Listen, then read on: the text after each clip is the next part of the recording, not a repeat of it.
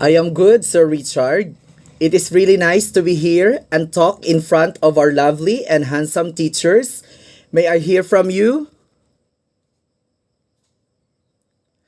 Yes, thank you so much to my lovely fans.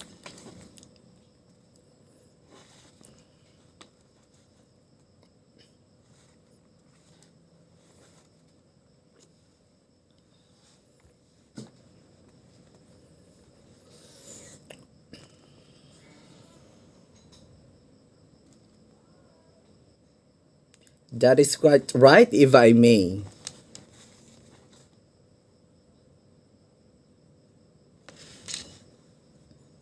Go ahead whenever you are ready.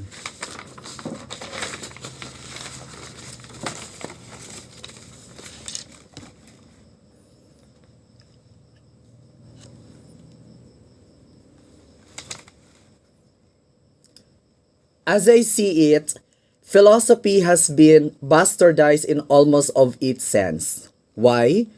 Instead of addressing the urgent need to create a better world for mankind, it is now entrapped inside the fly battle of linguistic analysis.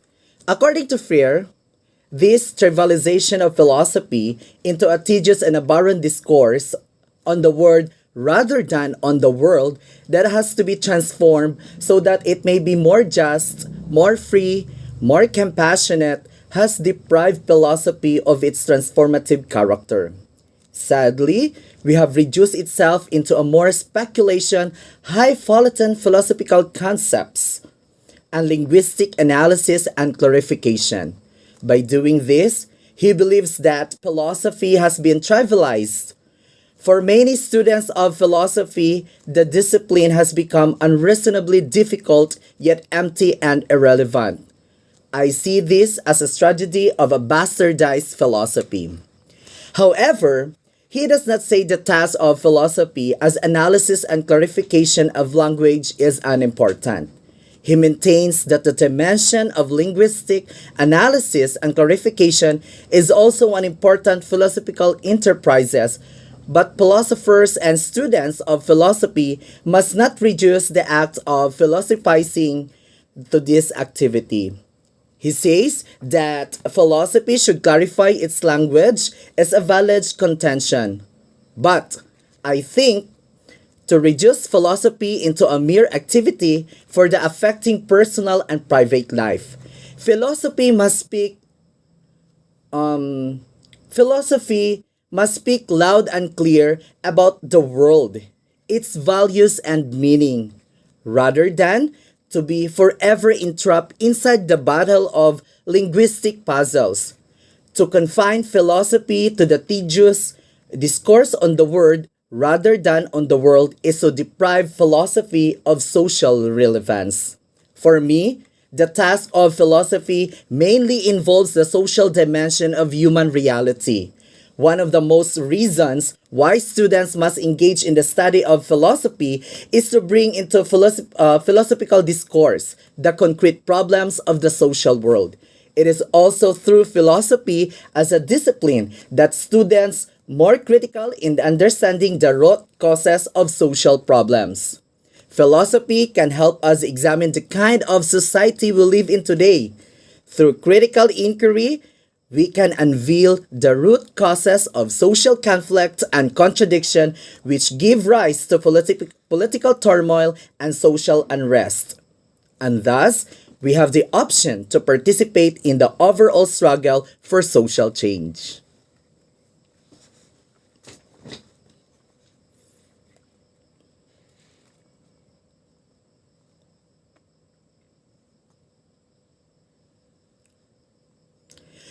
Philosophy should come down from the ivory tower so it could be hard or it could be heard on matters affecting the freedom and survival of mankind. We have to apply the grassroots approach where philosophy remains silent or aloof from controversies which rock society on the pretext that it has nothing to do with the mankind's struggle for a just and free. For a humane and compassionate world republic, it would be consigned to historical irrelevance. For philosophy to have a historical significance, it must resume its role to be both a critic and a project. As a critic, a philosophy must be relentless criticism of social institutions and practices which obstruct the march of mankind toward a shared life in a shared world. And as a project, philosophy must provide a vision of a struggle for a world order that is based on justice, brotherliness, and peace. What mankind needs today is a philosophy which does not end in a deconstructed wasteland, but a philosophy that can help patch up the broken world of the family of man.